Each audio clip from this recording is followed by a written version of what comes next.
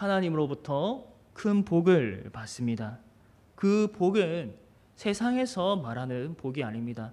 세상에서 말하는 그 복과 비교할 수 없는 복을 그리스도인은 받습니다. 이 세상에 수많은 보물을 다 가져다 주더라도 성도가 받은 그 복과는 바꿀 수 없습니다. 이 세상 사람들은 돈과 명예와 성공 이러한 것들을 추구합니다. 하지만 우리가 은혜로 받은 것은 감히 그것과 비교할 수 없는 너무나도 귀한 값진 진주요 보배입니다. 그게 무엇입니까? 그건 바로 복음입니다. 물질이 최고의 복이 아닙니다. 하나님이 나를 사랑하셔서 나 같은 죄인을 건지시고 의롭다 하시고 하나님의 자녀로 삼아 주신 것이 내가 가진 그 어떤 것과도 바꿀 수 없고 비교할 수 없는 가장 빛난 보배인 것입니다. 여러분은 정말 하나님이 주신 그 복음이 여러분에게 가진 가장 큰 진주입니까? 값진 보배입니까? 오늘 말씀에도 복음이 나오고 있습니다. 요한계시록은 굉장히 여러 가지 상징이 많이 등장하지만 그 상징들을 통해서 하나님은 성도들을 위로하고 있습니다. 너는 내 것이라고 말하고 계십니다. 오늘 본문 말씀을 보면 오늘 우리에게도 위로와 소망을 주고 계십니다. 어떠한 복음으로 우리를 위로하시느냐? 첫 번째로 하나님이 교회를 자신의 소유로 삼으신다는 것입니다. 자신의 소유로 삼으셔서 보호하여 주십니다. 우리가 복음을 통해서 위로를 받을 수 있는 이유는 내가 내 것이 아니라 하나님의 것이다. 내가 내 인생을 살아가는 것 같고 내가 내 인생을 책임지는 것 같지만 하나님이 내 삶을 인도하시고 내 삶을 책임지신다고 우리가 그것을 믿을 때에 우리는 위로를 받게 됩니다. 하나님의 소유라는 것은 그가 우리를 책임지시고 보호하신다는 의미를 가집니다. 오늘 말씀 1절과 2절을 보면 이 요한은 성전이 나오는 환상을 보고 이렇게 기록했습니다. 우리 1절과 2절 말씀 함께 읽어보겠습니다. 시작. 또 내게 지팡이 같은 갈대를 주며 말하기를 일어나서 하나님의 성전과 제단과 그 안에서 경배하는 자들을 측량하되 성전 바깥마당을 측량하지 말고 그냥 두라. 이것은 이방인에게 주었은즉 그들이 거룩한 성을 42달 동안 짓밟으리라. 우리가 전에 살펴보았던 요한계시록 10장에서 예수님의 역할을 했던 힘센 천사가 등장했습니다. 11장도 연결되는 내용으로 힘센 천사가 동일하게 사도 요한에게 말하고 있는 것입니다. 그가 말하기를 일어나서 하나님의 성전과 그 안에서 경배하는 자들을 측량하되라고 합니다. 여기에서 나오는 성전은 이 성전 전체가 아니라 성소를 말합니다. 하나님께 제사 드리는 성소를 가리킵니다. 그렇다면 성소 그리고 제단 그 안에서 하나님께 경배하는 자들을 측량하라는 것은 무슨 뜻일까요? 구약의 에스겔을 보면 성전을 측량하는 내용이 나옵니다. 40장에서 48장에 이르기까지 천사가 성전을 중심으로 해서 측량하는 내용이 기록되어 있습니다. 그런데 이 성전을 중심으로 하는 결론이 무엇이냐? 에스겔 48장 35절에 이렇게 말합니다. 그 사방의 합계는 18,000척이라. 그날 후로는 그 성읍의 이름을 여호와 삼마라 하리라. 성전을 중심으로 해서 이 성읍을 측량했는데 그 결론이 무엇인가? 여호와 삼마라 하리라. 개역개정 성경에 보면 여기에 각주가 달려있는 것을 볼 수 있습니다. 거기에 어떻게 나와 있습니까? 여호와께서 거기에 계시다.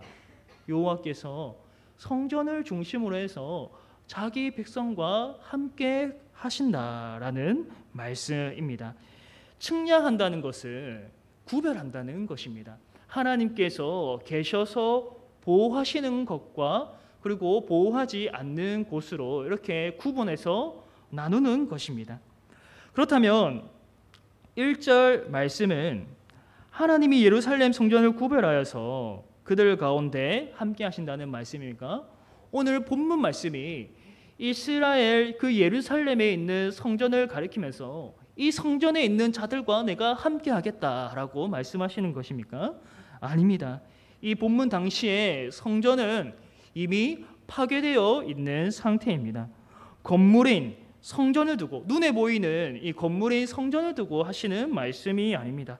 그리고 성전을 다시 재건하여서 그 안에 있는 백성들과 내가 함께 하겠다라고 말씀하시는 것도 아닙니다. 신약 시대에는 더 이상 하나님께서 성전을 통하여서 역사하시지 않습니다. 눈에 보이는 이 건물을 통해서 임하시고 건물을 통해서 하나님이 말씀하시지 않습니다. 신약 시대의 성전은 무엇인가? 예수님을 믿고 고백하는 성도입니다. 바로 우리가 교회이고 성전인 것입니다. 예수님을 주와 그리스도로 참되게 믿고 고백하는 자들은 무엇으로 고백하는 것입니까? 자신의 힘과 자신의 지혜로 예수님을 깨달아서 고백하는 것이 아니죠. 성령 하나님이 그 안에 내주하셔서 역사하셔서 믿음을 일으키셔서 예수님을 믿고 고백하게 하는 것입니다. 그런 의미에서 우리 안에 이미 성령이 임재하여 있고 성령이 역사하고 있기 때문에 신약 시대에는 바로 우리가 성전이고 교회가 곧 성전인 것입니다. 이 교회당 건물이 아니라 우리가 예수님의 이름으로 모일 때에 하나님이 임재하시기 때문에 바로 우리가 성전이라고 할 수 있습니다. 고린도전서 3장 16절에 이렇게 말했습니다. 너희는 너희가 하나님의 성전인 것과 하나님의 성령이 너희 안에 계시는 것을 알지 못하느냐. 오늘날에도 건물을 보면서 성전이라고 부르는 사람들이 있는데 우리는 그렇게 부르면 안 되는 것입니다. 그것은 구약으로 돌아가고 오히려 구약보다 더 못하는 일입니다. 오늘날 교회는 건물이 아니라 예수님을 참되게 믿는 자들입니다. 성령은 바로 우리 안에 계십니다. 더 나아가서 이 측량한다. 성전을 측량한다고 할 때에 자신의 소유를 나타냅니다. 여러분, 자기 땅을 가졌을 때에 대충 눈대중으로 이것은 내 땅이다라고 생각하면서 그냥 대충 관리하는 사람이 있습니까? 아무도 그렇지 않죠. 그 땅의 주인이라면 정확하게 측량하여서 이것이 내 땅이다 정확하게 구별합니다. 그리고 그 땅을 자신이 책임지고 관리하고 무슨 일이 있을 때에 다시 이 건물을 세우든지 땅을 다시 관리를 한다든지 주인이 어떻게든 그것을 책임지는 것입니다. 여러분은 누가 내 집안에 함부로 들어와서 물건을 훔치는 것을 가만히 보고 계십니까? 문을 활짝 열어두고 도둑이 들어오든지 말든지 신경 쓰지 않으십니까? 그러한 사람은 아무도 없습니다. 내 집에 어린 자녀가 있는데 엄한 사람이 들어와서 내 자녀를 해한다면 그것을 가만히 볼 부모가 어디에 있겠습니까? 당연히 그 집 주인은 자신의 집을 안전하게 보호하고 특히 그 집 안에 있는 자신의 가족을, 자신에게 속한 가족을 안전하게 보호하기 위해서 잠금장치도 설치하고 항상 그 집을 돌아보며 관리하는 것입니다. 이처럼 본문에서 측량된 성전은 하나님이 교회를 자기의 소유로 삼으셔서 친히 보호하신다는 뜻입니다. 본문의 성소와 제단과 그 안에서 경배하는 자들은 바로 교회를 나타내는 말들입니다. 하나님께서 인침을 받은 성도들을 끝까지 보호하시듯이 마찬가지로 이 측량하여서 구별된 하나님의 백성, 주님의 교회를 끝까지 책임지시고 보호하신다는 것입니다.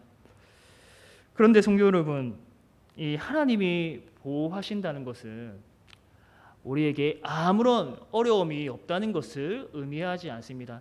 예수님을 믿을 때에, 내가 하나님의 백성 되었다고 할 때에 인생의 모든 일이 술술 잘 풀리고 성공하고 돈을 많이 벌게 되고 건강하게 되고 아무도 나한테 나쁜 말을 하지 않고 그러한 일이 일어난다는 것을 의미하지 않습니다. 이 하나님께서 보호하신다는 것은 환난 중에, 고난 중에 함께 하시고 보호하신다는 것입니다. 너가 핍박 중에 있더라도, 교회가 어려운 상황에 있더라도 여호와께서 거기에 계신다. 너는 내가 구별한 백성이다. 분명하게 말씀하시는 것입니다. 2절에 보면 참 교회가 아닌 영역을 구분했습니다. 성전 바깥 마당은 측량하지 말고 그냥 두라고 합니다. 원문을 제대로 보고 해석하면 밖에 내던져 버리고 측량하지 말라라고 말할 수 있습니다. 밖에 내던져 버려라. 측량하지 말라. 자기 이 성소 안에 있는 것과 그리고 성소 바깥에 있는 것을 명확하게 구별하십니다. 개역개정보다 더 강한 표현이죠. 밖에 내던져 버리고 측량하지 말라. 우리 하나님께서는 자신의 소유가 아닌 자들을 책임지지 않습니다. 그들을 끝까지 보호하지 않으십니다. 자신의 소유로 여기는 범위 안에 들어와 있지 않기 때문에 그들이 세상에서 죄를 짓든지 그들이 세상에서 무엇을 하든지 크게 상관하지 않습니다. 그들의 삶을 책임져 주시지 않습니다. 다시 2절을 보면 이것은 이방인에게 주었은즉 그들이 거룩한 성을 42달 동안 짓밟으리라 이렇게 말하고 있습니다. 여기서 말하는 이방인이란 누구인가? 참된 믿음을 소유하지 않은 사람입니다. 이들이 거룩한 성을, 즉 교회를 짓밟을 것이다.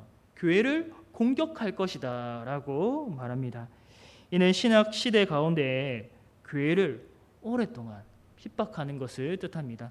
주님 오시는 그날까지, 또 여태까지 교회사를 살펴보면 교회가 세상에게 좋은 대접을 받았던 적이 없고 항상 핍박을 받아왔습니다.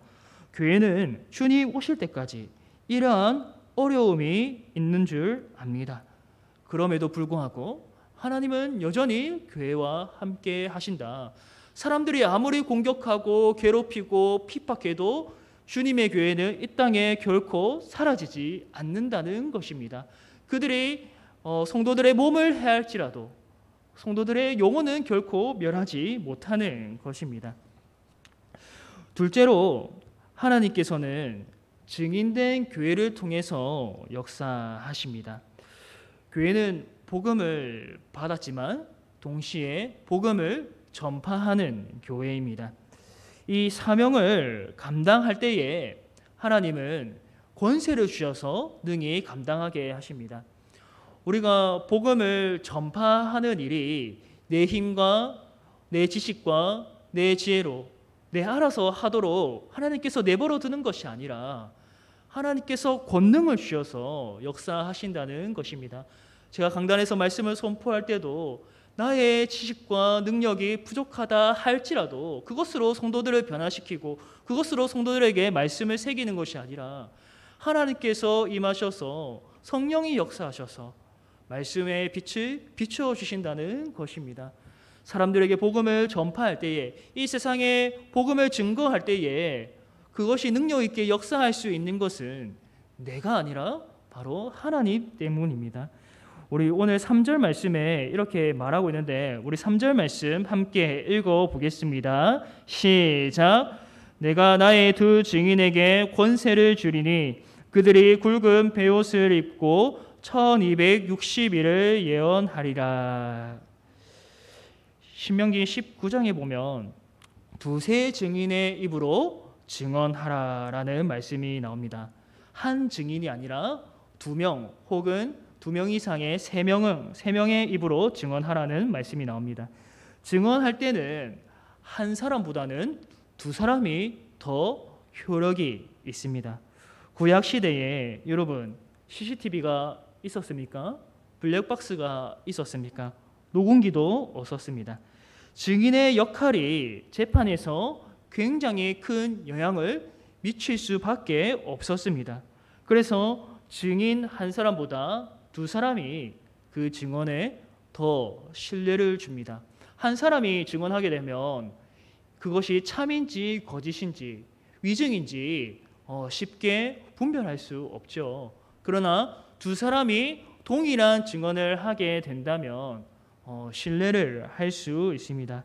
즉 복음을 전파하는 교회는 이러한 복음의 증인으로서 사명을 감당한다는 것입니다.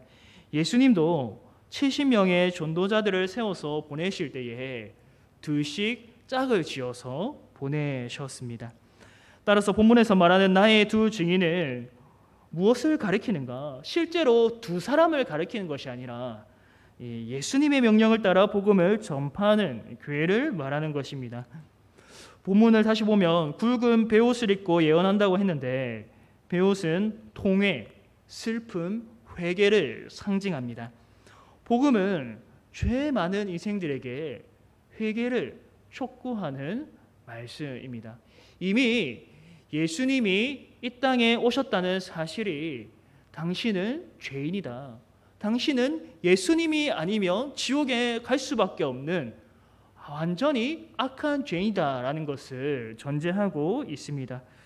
구약에서 선지자들이 슬픔 가운데 범죄를 지적하고 책망하며 회개를 촉구했던 것처럼 오늘날 교회도 복음을 전파할 때 그들의 죄인됨을 드러내고 예수님 앞에 엎드릴 것을 선포하는 것입니다. 4절에 보면 두 증인이 주 앞에 서 있는 두 감람나무와 두 촛대라고 말하고 있습니다. 성전에 촛대에 불을 밝힐 때 쓰는 기름은 바로 감람유입니다. 감람유.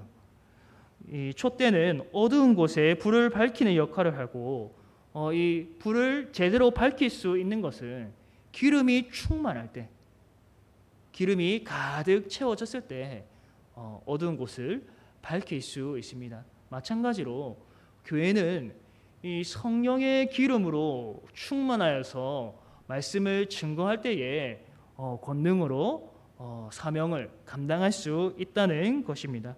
교회는 말씀과 성령으로 세상에서 빛을 발하게 됩니다. 그럴 때에 택한 백성들이 그 복음으로 인해서 주님께로 돌아오게 됩니다. 복음을 바르게 전파하는 교회를 통해서 예수님을 믿어 구원에 이르게 됩니다.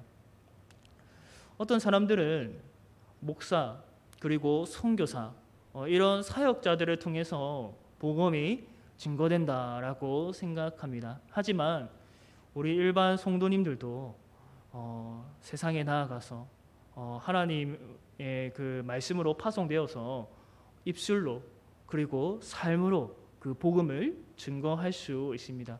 예수님을 믿는 사람들, 교회의 모든 지체와 성도들이 바로 이러한 역할을 감당할 수 있습니다. 성령이 충만해질 때 권능으로 사역할 수 있는 것입니다. 6절을 보면 복음을 증거하는 교회가 얼마나 능력이 있는지 가르쳐 줍니다. 우리 6절 말씀 함께 읽어보겠습니다. 시작. 그들이 권능을 가지고 하늘을 닫아 그 예언을 하는 날 동안 비가 오지 못하게 하고 또 권능을 가지고 물을 피로 변하게 하고 아무 때든지 원하는 대로 여러 가지의 재앙으로 땅을 치리로다. 우리 교회가 성령으로 충만하여서 순수한 복음을 전파하고 또 그렇게 살아갈 때 세상에서 권능을 발휘하게 됩니다. 이러한 역사는 우리의 힘과 능력이 아니고 하나님의 역사입니다. 6절을 다시 보면 두 증인이 예언함으로 여러 날 동안 비가 오지 못하게 한다고 합니다. 이러한 모습은 이 구약의 누구를 떠올리게 하느냐? 바로 엘리야를 떠올리게 합니다. 앞에서 비가 오지 않겠다고 예언한 그 엘리야를 떠올리게 합니다. 또한 물을 피로 변하게 하고 아무 때든지 원하는 대로 여러 가지 재앙으로 땅을 친다고 합니다. 이 말씀은 누구를 떠올리게 합니까? 바로 구약의 모세를 떠올리게 합니다. 모세가 애굽에서 나일강을 피로 물들게 했었습니다. 그리고 이를 포함해서 애굽에 10가지 재앙이 내려졌죠.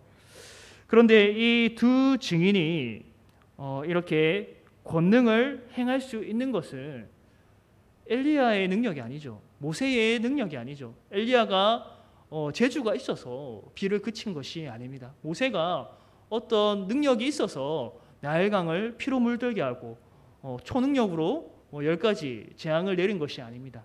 배후에 하나님이 계셨고 하나님이 그들을 통해서 역사를 하신 것이죠. 권능으로 역사하신 것입니다. 마찬가지로 교회도 이 두 증인인 엘리야와 모세처럼 성령으로 충만할 때에 하나님이 함께 역사하신다는 것입니다. 교회가 복음을 전파하는 사역이 쉽지 않고 어려울 때도 있을지라도 하나님이 함께 하시고 또 성령으로 충만하다면 능히 감당할 수 있는 것입니다. 믿는 자들이 생기게 되고 어두운 세상을 밝히는 역할을 감당할 수 있습니다. 세상이 교회를 볼 때 힘이 없어 보입니다. 어리석고 미련해 보입니다. 세상은 이 교회를 엄청 매섭게 공격하죠. 언론에서 보면 안티 크리스천들이 많아가지고 코로나 상황 중에도 예배한다. 기독교인들은 제사하지 않으니까 조상도 모른다. 직장에서 술도 마시지 않으니까 사회생활도 못한다. 온갖 꼬투리를 잡아서 성도들을 괴롭히고 핍박합니다. 세상에서 자기를 위해 사는 것만 해도 시간이 부족한데 왜 교회를 가서 시간을 낭비하냐, 바보 아니냐라고 합니다. 자신들끼리 믿는 건 좋아도 제발 자신들에게 교회 가자, 예수님 믿자라고 권면하는 것을 굉장히 싫어합니다. 왜 그렇습니까? 어둠에 속한 사람들은 자기 죄가 드러날까 봐, 예수님 앞에 나오면 자기의 죄가 드러날까 봐 심히 두려워합니다. 그럼에도 이 사람들이, 복음을 싫어하는 사람들이 교회를 핍박하고 공격하고 괴롭혀도 교회는 무너지지 않습니다.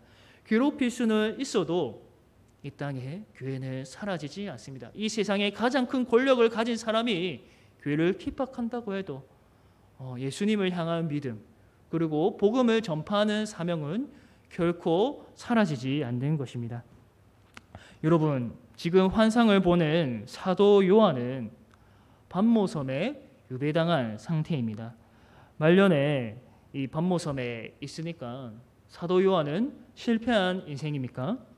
비록 몸은 반모섬에 던져졌지만 이 사도 요한은 천국을 본 자입니다. 만왕의 왕 예수 그리스도는 이 땅의 가장 높은 권세를 가진 로마 황제의 편이 되어주는 것이 아니라 이 반모섬에 초라하게 던져진 이 사도 요한의 편을 들어줄 것입니다. 복음을 증거하는 교회를 끝까지 책임져 주십니다. 하나님께서는 요한에게 이 환상을 보여주시고 네가 다시 예언하여야 하리라 라고 또다시 세상에 보내십니다. 이 노인, 힘없는 노인을 다시 보내서 복음을 전파하는 사역을 하라고 말씀하십니다. 그 명령을 하실 때에 사도 요한이 그냥 아무런 생각 없이 가는 것이 아니라 만왕의 왕 예수 그리스도께서 나의 편이 되어주신다. 나를 책임져 주신다.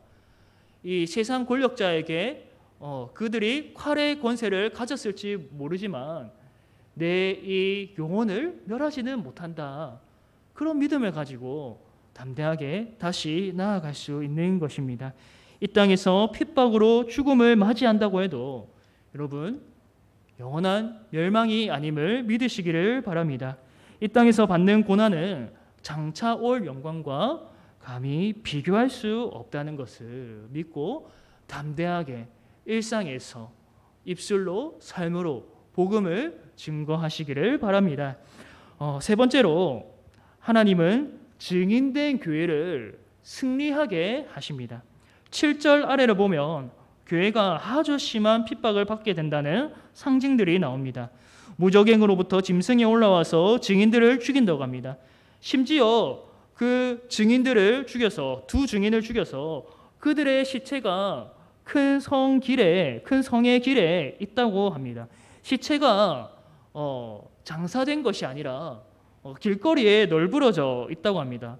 그것은 이 심한 모욕, 멸시를 받는다는 것을 뜻합니다. 귀한 사람이면 사람들이 장례를 치러주지요. 그러나 멸시하고 모욕하고 미워하기 때문에, 원수이기 때문에 그 시체가 땅에 널브러져도 상관하지 않고 밟고 지나간다는 것입니다. 그만큼 교회를 향한 대적들의 핍박이 거세다는 뜻입니다. 7절을 다시 보면 시체가 널브러져 있는 성은 영적으로 뭐라고 말하고 있습니까? 어떻게 표현하고 있습니까? 영적으로 소돔이고, 그리고 애굽이라고도 하고, 또 주께서 십자가에 못 박히신 곳이다 라고 말합니다. 소돔은 죄악이 창궐해서 멸망한 곳이죠. 애굽은 하나님의 백성을 괴롭히고 핍박해서 심판을 받은 나라입니다. 그리고 예수님이 십자가에 못 박히신 곳은 이 세상 죄악이 가장 절정에 달했던 곳입니다. 하나님이신 예수님을 사람들이 심하게 멸시하고 조롱하고 처참하게 죽였습니다. 이 증인된 교회도 마찬가지로 예수님이 그렇게 고난을 당하셨듯이 교회도 심한 핍박을 받고 고난을 당한다는 것입니다. 요한복음 15장에서 예수님이 이렇게 말씀하셨습니다. 세상이 너희를 미워하면 너희보다 먼저 나를 미워한 줄을 알라. 너희가 세상에 속하였으면 세상이 자기의 것을 사랑할 것이나 너희는 세상에 속한 자가 아니요 도리어 내가 너희를 세상에서 택하였기 때문에 세상이 너희를 미워하느니라. 여러분, 세상은 기본적으로 예수님을 미워합니다. 말씀이며 빛이신 예수님이 오셨을 때 세상은 예수님을 알아보지도 못했고, 또 사람들은 예수님을 인정하지도 않았습니다. 자기 행위가 드러날까 봐 매우 싫어했습니다. 그래서 빛 대신 예수님을 밝히 드러내는 교회도 싫어하는 것이지요. 자기의 행위가 드러날까 봐, 자기의 삶을 짜릿한 그 쾌락의 삶을 내려놓고 돌이켜야 할까 봐 두려워서 예수님을 싫어하는 것입니다. 그 예수님을 증거하는 교회도 함께 싫어하는 것입니다. 19절에 보면 오늘 본문에 19절이 아니죠. 9절 말씀에 보면 이 두 증인이 죽음으로 인해서 이 땅의 사람들이 그들의 죽음을 즐거워하고 기뻐한다고 합니다. 그러니 여러분, 대적들이 교회를 핍박할 때에 우리는 당연한 것으로 여겨야 됩니다. 아니, 이 세상 사람들이 왜 이래? 뉴스 언론은 왜 저래? 라고 말할 수 있지만 세상은 기본적으로 교회에 호의적이지 않구나, 예수님을 미워하구나, 복음 전파하는 것을 방해하는구나 라고 생각할 수 있어야 됩니다. 중요한 건 무엇이냐면 세상의 교회를 핍박해도 교회는 사라지지 않는다. 교회를 하나님께서 보호하신다는 것입니다. 참 교회는 반드시 승리한다는 것입니다. 우리 오늘 본문 말씀 11절과 12절 마지막으로 함께 읽어보겠습니다. 시작. 3일 반 후에 하나님께로부터 생기가 그들 속에 들어가매 그들이 발로 일어서니 구경하는 자들이 크게 두려워하더라. 하늘로부터 큰 음성이 있어 이리로 올라오라 함을 그들이 듣고 구름을 타고 하늘로 올라가니 그들의 원수들도 구경하더라. 두 증인이 죽고 3일 반 이후에 하나님으로부터 나온 생기가 그들에게 들어갑니다. 그리고 이 두 증인이 죽었다가 다시 살아납니다. 죽은 상태에서 다시 일어납니다. 그러자 세상 사람들이 이를 보고 크게 두려워합니다. 죽은 사람이 살아나자 굉장히 무서워합니다. 또 하늘에서 올라오라고 하는 음성이 들리자 원수들이 보는 가운데서, 이 세상 사람들이 보는 가운데서 두 증인이 하늘로 올라가게 됩니다. 구름을 타고 하늘로 올라가게 됩니다. 여러분, 이 말씀을 우리가 들을 때에 누가 떠오르십니까? 죽었다가 다시 살아나신 예수님이 떠오르십니다. 그리고 부활하셔서 승천하신 그 예수님이 떠오릅니다. 이 말은 문자 그대로 증인된 교회가 완전히 죽었다가 사라졌다가 다시 살아난다는 그러한 의미가 아닙니다. 요한계시록은 문자 그대로 해석하면 안 되고 상징을 잘 해석해야 되는 것입니다. 그 환상의 원리를 꿰뚫어 보아야 합니다. 하나님은 요한에게 환상을 보여주셔서 교회는 반드시 승리한다. 세상 사람들이 미워하고 핍박해도 내가 책임지고 반드시 승리하게 한다. 이것을 알려주는 것입니다.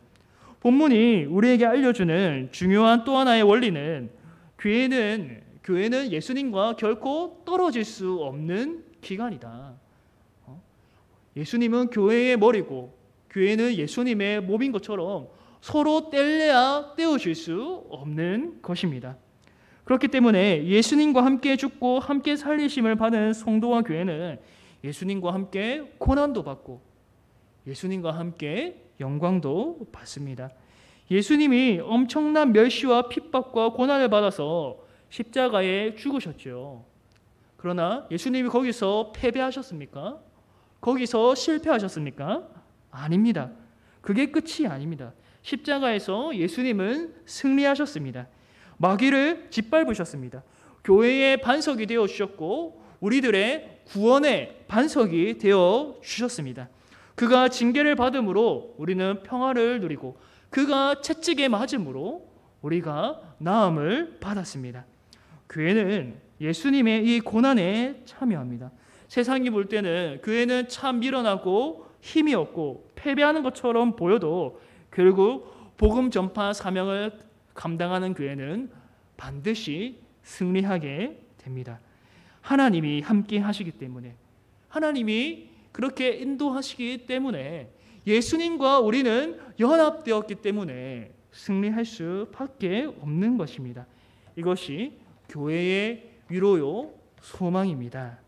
사랑하는 성도 여러분, 이 마지막 때에 우리가 교회로 존재하고 또 성도로 살아간다는 것은 쉽지 않습니다. 특히 이 사명을 더욱 잘 감당하려고 할수록 세상의 심한 반대에 부딪히게 됩니다. 당연합니다. 그럼에도 우리가 반드시 기억할 것은 하나님이 우리를 끝까지 자기 소유로 삼으셔서 보호하신다는 것입니다. 때로는 대적들로 인해서 다치고 넘어지고 심지어 죽음에 이를지라도 패배가 아님을 기억하시기를 바랍니다.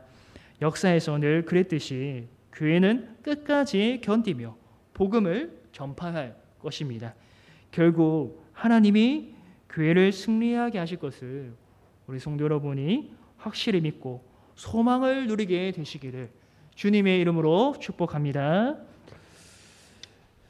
우리 함께 찬송가 502장 찬송하겠습니다.